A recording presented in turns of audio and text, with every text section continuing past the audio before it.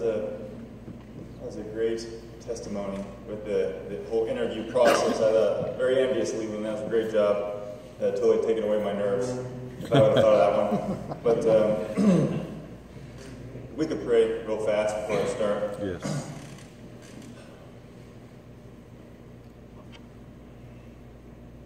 Father, may they see you in my life. May you give me the words to say that just point to you and calm my nerves and help me speak to his beloved men. In Jesus' name we pray, amen. Amen. I'm going to read a little bit at first, just so I don't get caught in the details. I first want to point out, though, that I was raised in a very loving home. I was taught how to be polite and respectful. And the rest of my story might not reflect that, but I just want to get that out of the way that I was raised. Yes, sir. You started out good, okay. I started off real good. Got complimented regularly on my behavior when I was young. But anyway, then when I was about 10 years old, I was at the Chuck's Cheaper store in Cordelia with my friends. Used to ride there on the weekends to get some candy and stuff with our allowance. I couldn't make a decision, so I decided to put the candy I wanted in my pocket and see if I can get away with that. Well, I felt pretty good having all that candy and not paying for it, and that turned into a habit or a hang-up or whatever you want to call it. That turned into a weekly excursion with my friends, going down getting. We must have taken Chuck's Cheaper store for at least $1 or $1.50 every weekend. You know, we were handed to them. Well, that unfortunately just progressed in my life. But next thing you know, I had this case of the wants, and I'm at Comics and Comics at the mall a couple years later, and snagging comic books, throwing them under my shirt, and anything that I could. It turned into stuff at Long's Drugs. You know, that's before barcodes, so we were switching tags, and the clerks didn't know any better. We thought we were really getting over on the system, some friends and myself, and that escalated. That just, I don't want to call it a habit, but I'm not sure what to call it, but that just continued to the point where I'm now in high school, 17 years old, and I got caught stealing some car parts. We came up with this elaborate plan to hop over the fence and dismantle the car, and everything that we could carry and lift over the fence, we did. Well, we got caught for that, and that's kind of like that's a defining memory I have of how far south I had went, or how much I lost that politeness and respect I had when I was young. And my teacher figured it out at school, or not figured it out, we were told on, I guess you can say. And he calls me into his office and says, James, I know what you did, I know what happened, I'm very disappointed, and here's the plan. After school, we're going to gather up all the parts, and we're going to take it back to the guy, and if he doesn't want to call the cop, then we won't call. If he doesn't want to call the cops, then we won't call the cops. And I remember leaning over the table, looking right at him. I said, "You can't prove a thing. Call the cops." That's what I don't know the right word to use, but I was a punk kid, and I thought I knew it all. I didn't know that my partner sitting next to me had already confessed everything and came up with a plan. So the next thing you know, that night, we're sitting in my house with his parents and my parents, and we're spilling our guts, telling them what we did. And I noticed a funny look on my dad's face. It really, I shouldn't say it bothered me, but it caught my attention, and I remember asking him, "What's wrong, Dad?" I said I was sorry. I don't know if he remembers that moment, but he looked right at me and said, "You're only sorry you got caught. You're not sorry for what you did." And I remember his face very clearly at that moment, because he was right. I got to work harder on not getting caught. That's where my mind was still. That turned into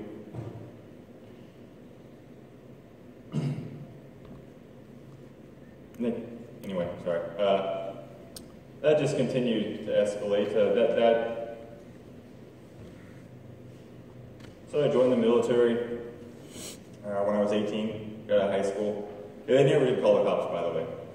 But some things happened to me in the military, and next thing you know, I'm at home, and a friend of mine and I decided to rob this place. We burglarized, and there was no one there, so technically it wasn't a robbery. But anyway, I'm still stealing. I'm still thinking I'm this great thief of some kind, and that was my life plan, maybe. Anyway, I got in real trouble that time. They sent me to jail for a year.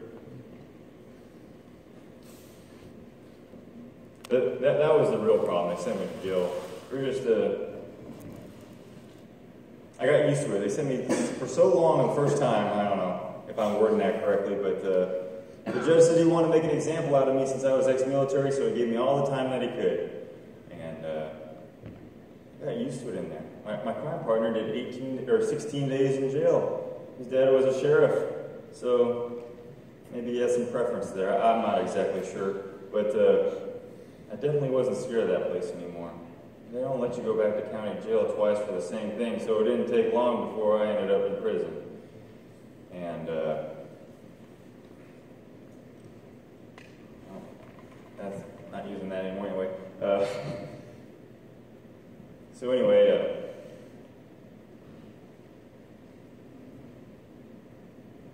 sorry guys. So I go to prison in California, and just talk to a bunch of guys who that's all they do is con people and steal things. I thought I had a new plan, a better plan, and I got out and I moved to Nevada and started this new, better plan with all these better techniques. I didn't even think that those guys are in there because those techniques don't work, right?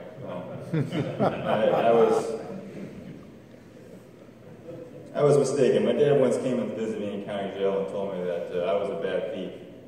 And I was so stubborn and strong-headed that I argued with him and tried to convince him that I was a good thief.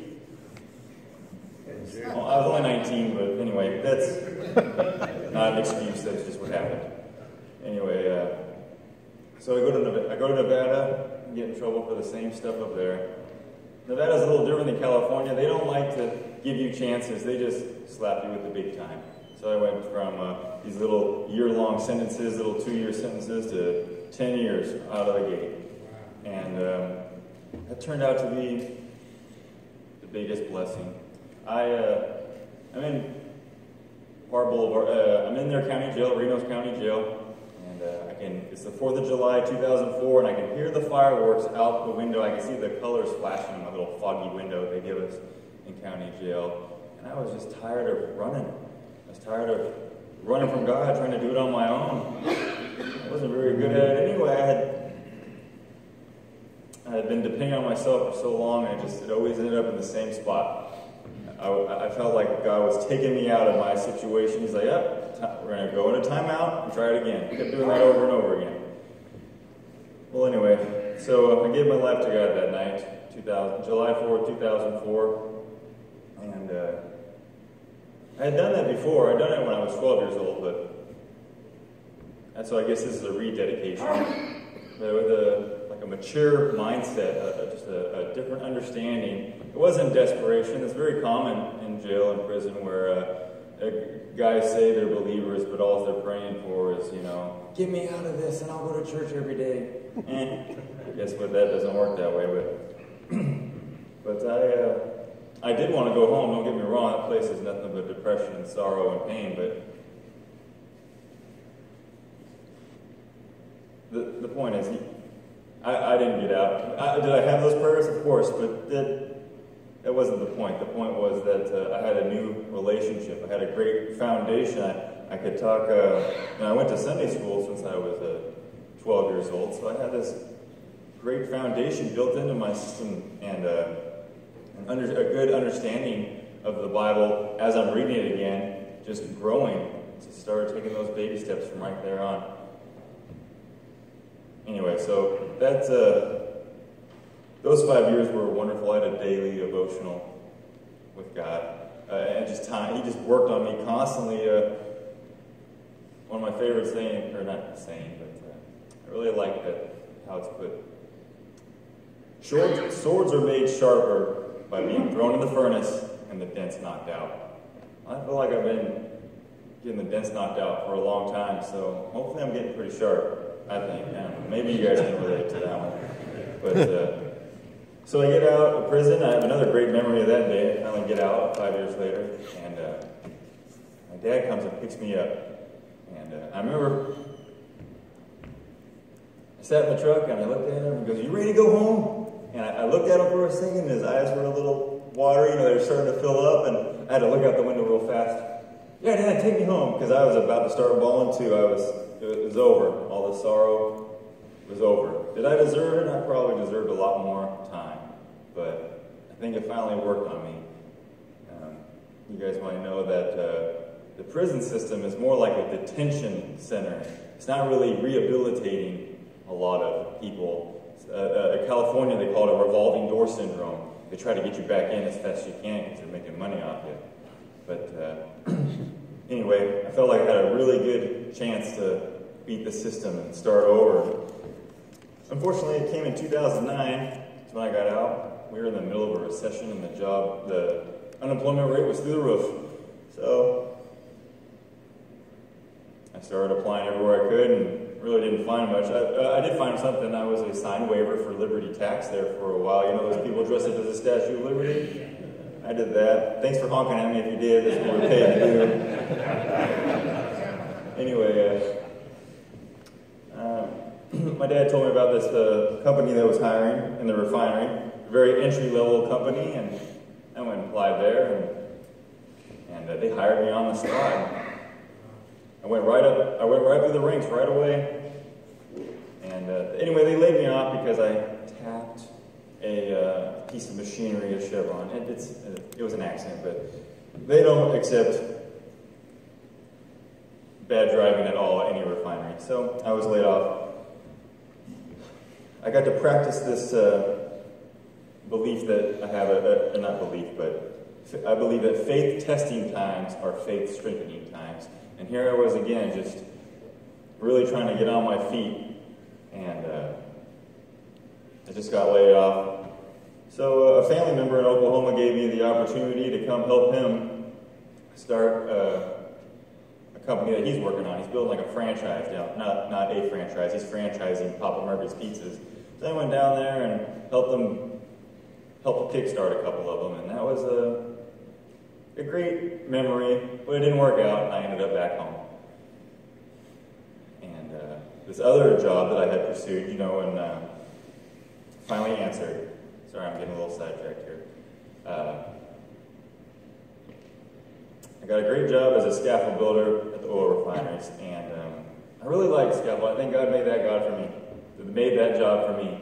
It's adult size erector set and Legos, and I was a Lego kid, and I don't know if you know what I'm talking about exactly, but scaffolds are just elevated work platforms. Hey, I need to get there to fix that. Can you build me something to get there?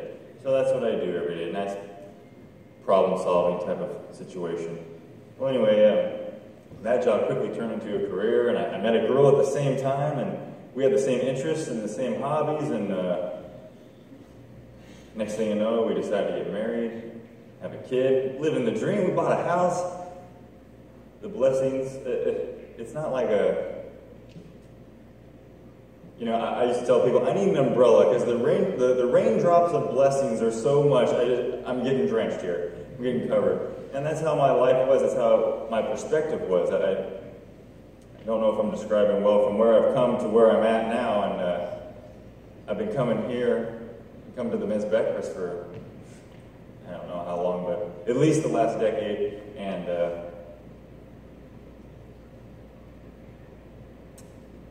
sorry, I forgot where I was going to go with that one, but anyway, sorry. So I was, so I'm in the middle of living the dream, and this video happened to me. Vacaville man beats the odds and recovers from multiple broken bones and a brain injury after a motorcycle accident nearly took his life last year. James Wilson says he's not letting his crash get in the way of living his new life. Fox 40's Sarah Zendenon is live in our newsroom with more on what what he accomplished today. And Sarah, he's amazing, isn't he? He really is. It's really nothing short of a miracle, Simone. Doctor said he wasn't going to make it, and if he did, he may not be able to walk or talk again. James Wilson is proving a lot of people wrong. He ran in the Pony Express Marathon in Sacramento today. We needed to figure out how we're going to pull the plug 1 year ago today. A hospital bed, breathing tubes, and machines. That's what James Wilson's family thought their last memory of him would be. People that have the brain injuries that he had, very few of them make it. Wilson is one of those few. I've been blessed. A motorcycle accident in 2015 split Wilson's bike in 3 pieces. He suffered broken bones, a traumatic brain injury, and was in a coma for 8 days. But the Vacaville father made a miraculous recovery. Exactly 1 year after his family got the worst news of their lives, Wilson ran his first marathon. Hi, sweetie. Yeah, I run. I need to run to keep up with you. Chasing after his little girl isn't the only reason he runs. Wilson says it helps with his recovery. The running's had a lot better effects than I would have ever anticipated, not just physically, but mentally. Wilson says he didn't meet his goal of finishing the marathon in 4 hours, but his new life comes with new obstacles. Patience is something he's working on. The hardest thing about dealing with this injury is it just takes time to heal. His dad, however, couldn't be prouder for how far Wilson has come. It's a great celebration day for our family.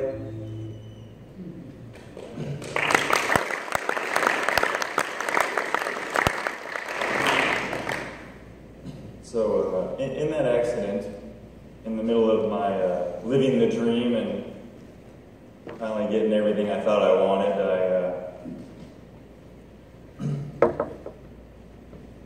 So in that accident, my short-term memory was damaged. That was a significant damage there. Yes, I have a new arm and a lot of reconstruction and healed bones, but the memory was the big deal. I don't take it for granted anymore. I have specific, so I lost 3 months of memories, but I have specific memories of just like emotional memories, like in the middle, in my hallway at home, almost in tears, yelling for my wife, "Sweetheart, why am I here?" And I can hear her in the other room, "You said you were going to the bathroom." I know that sounds funny, but that's every day, all the time there for a while. It was taking its toll on me. And that was part of my rehab. I don't want to get lost in those details. There was a lot of frustration with forgetting the word after I started to say it already, or forgetting the end of the sentence after I started already. And I don't take my memory for granted anymore. I have this on paper because I don't believe I can come up here and just do it from memory without tripping all over myself. But anyway, the doctor said that I wouldn't walk again, and I walked. I ran a marathon. That was a year to the day after my accident. I thought that was pretty cool. And they said I wouldn't play baseball ever again, and I'm currently playing baseball on my old team. My right arm my shoulder's new, and my right arm's made of metal now, but I get to play baseball again. That's a highlight. That's also my earliest memory that I had at 5 years old, is playing baseball. And they said never go to work again, and that was kind of disheartening. My job, my particular job takes a lot of balance and strength, and I'm banging on metal all day. But currently at my old job, God is just, He's taking me through this. I don't know if I'm doing any justice by just saying the facts here, but I'm literally a 1%er by the statistics that we know. 9 out of 10 people don't wake up from the brain injuries that I occurred. And 9 out of 10 of the ones that do wake up don't return to anything. Most of them lose their spouses, they lose their job, they become different people. It really affects your personality. And I think that kind of launched me into a depression there after a while, because all these things in the world that I had and I did, my motorcycle ride, my skydiving, my job, my house, my wife, all that was in a way, like my identity almost. I think it's a very American way of looking at things, but there I was. I identified myself by what I did and what was around me, not who I had a relationship with. Anyway, I went into a pretty deep depression there for a while. I became what do they call it, a closet drunk. I thought I could drink when no one would know. But when you drink every day all the time, a lot of people knew. I went to CR at the Father's house with a close friend, and there I learned about willpower and denial, and it turned out I've been living in denial for a long time,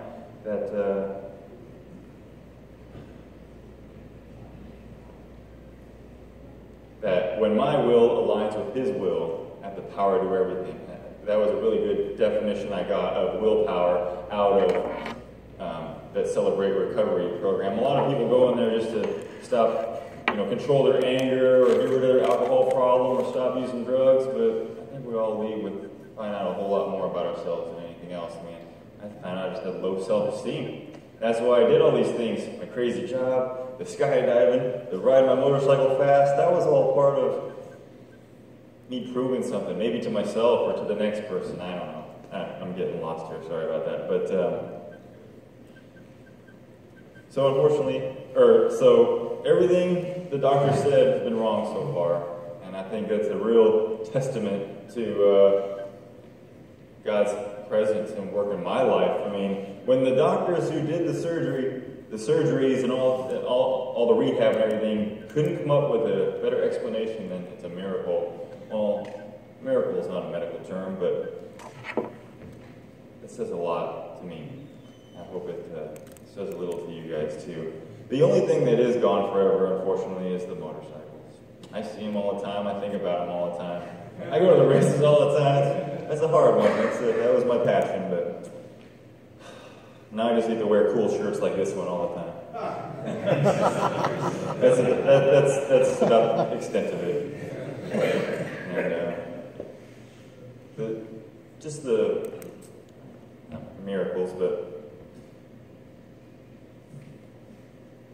I run into people who I get to share parts of my story with. Testimonies are great, and it's really awesome to come up here and share this stuff with you. I think the best part about them is the ability to relate to someone on that level at any moment. And I think that's the true power and gift behind a testimony is I get to relate to the druggies and the ex-cons and the guys on parole and the guys in trouble. I can smell them, I can see them, I recognize them because I was them. And that gives me an in with, God finds people in the gutter, right? He doesn't find them on a mountaintop. Or the valley. Sorry, not the gutter. That's incorrect, but you know what I mean. Yes, sir. So people say, I've had a few people say that, oh, you're amazing. How'd you do that? And I actually struggle with the answer to that because I can merely say it wasn't me. It was Him the whole time. I'm just a recipient of the miracles. And the doctors don't even, they have all the education. They can't come up with anything. They're calling it a miracle. So please don't look at me as being amazing or a miracle worker or anything. I'm just the recipient. And I never did quite figure out how to end this testimony, but I really want to share with you how I see God in my life constantly, daily. Having kids was the best thing. I mean, I'm sure most of you all know already. I really learned a lot about my relationship with God through my kids. My favorite game is hide and go seek, because I think I was playing hide and go seek with God forever. My 2-year-old's in the living room with her hands over her eyes. Daddy, come find me. I can see you. Okay, and I run in there, and that's what I was doing with God the whole time. I was just turning away the whole time. I recognized Him on the 4th of July 2004 just because I was tired of running. Not just because, but I needed a change, and I was in my valley. I was in my gutter right there. I needed to come out of it. So I can't wait to see what I learn or experience next. And like I said, I don't know how to end this, so I think I'm just remembering now.